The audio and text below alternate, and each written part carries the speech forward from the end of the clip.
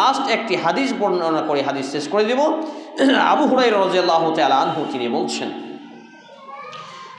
যে রাসূল সাল্লাল্লাহু আলাইহি ওয়াসাল্লাম বলেছেন, এমন দুটি স্বভাব আছে যা মুনাফিকের মধ্যে একসঙ্গে সমবেত হতে পারে না, এক উত্তম চরিত্র এবং দ্বীনের সুষ্ঠু জ্ঞান। আল্লাহুস সামাদ।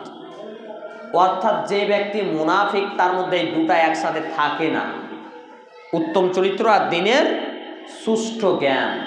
দেখেন, যার চরিত্র ভালো তার জ্ঞান নেই, ধর্মের জ্ঞান নেই, আর যার ধর্মের জ্ঞান আছে তার ধর্মের চরিত্র ভালো না, মানে সে ব্যক্তি মুনাফিক। কিন্তু যে ব্যক্তি ঈমানদার তার চরিত্রও ভালো, তার জ্ঞানও ভালো। সুবহানাল্লাহ! কজনের আছে এই জ্ঞান, কজনের আছে এই সিফাত, এই বৈশিষ্ট্য? সুনানে তিরমিজি গ্রন্থে তাহকিক ও তাখরিজকৃত অধ্যায় নম্বর 39 কিতাবুল ইলম, জ্ঞান অধ্যায়ের হাদিস নাম্বার 2684, সহিহ মিসকাত তাহকিক সানি হাদিস নাম্বার 219, সিলসিলা সহিহ হাদিস নাম্বার 278 ক্রমিক নম্বরে সম্মানিত উপস্থিতি মায়ের বোন, আলোচনা একেবারেই শেষ। এখান থেকে যেটা বলতে চাচ্ছি, দেখুন, চরিত্রকে সুন্দর করুন। চরিত্র সুন্দর তো সব সুন্দর, চরিত্র সুন্দর তো নামাজও সুন্দর, চরিত্র সুন্দর তো কথাও সুন্দর, চরিত্র সুন্দর তো সবই সুন্দর। এবার বলবেন, ওই যে গ্রাম বাংলার ওই প্রবাদটা, নিজে যেই ভালো বলে সেই ভালো নয়, লোকে যারে ভালো বলে সেই ভালো হয়। এখন লোক কাকে ভালো বলছে? হাবিবুল্লাহকে ভালো বলে কজন?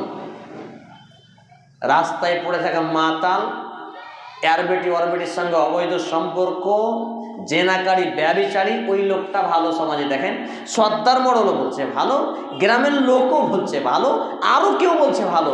যেই ছেলেটা কোরআন আর হাদিস দিয়ে কথা বলে সেই নাকি ভালো হয়।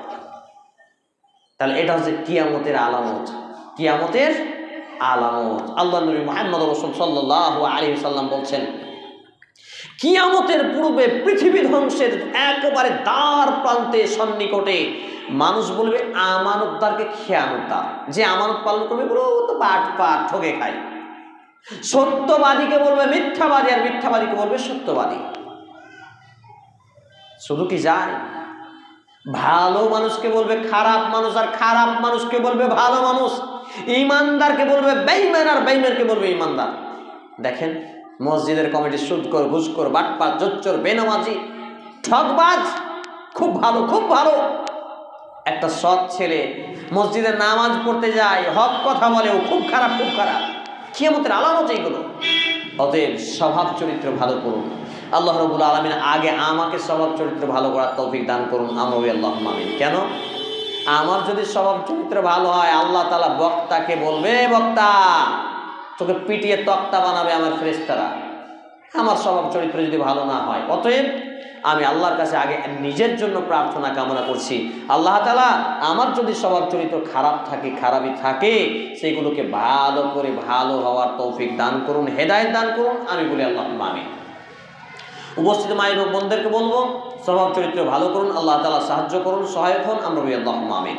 আল্লাহ তাআলা আমরা যারা এখানে উপস্থিত হয়েছি, আমাদেরকে এই বিষয়গুলোর প্রতি আমল করার তৌফিক দান করুন। হক কথা তিতা, সত্য কথা তিতা, এটা হবেই, হয়, স্বাভাবিক ব্যাপার। অতএব আমাদেরকে সত্য বলা, সত্য মানা, সত্য প্রচার করার তৌফিক দান করুন। আমরা বলি আল্লাহুম্মা আমিন।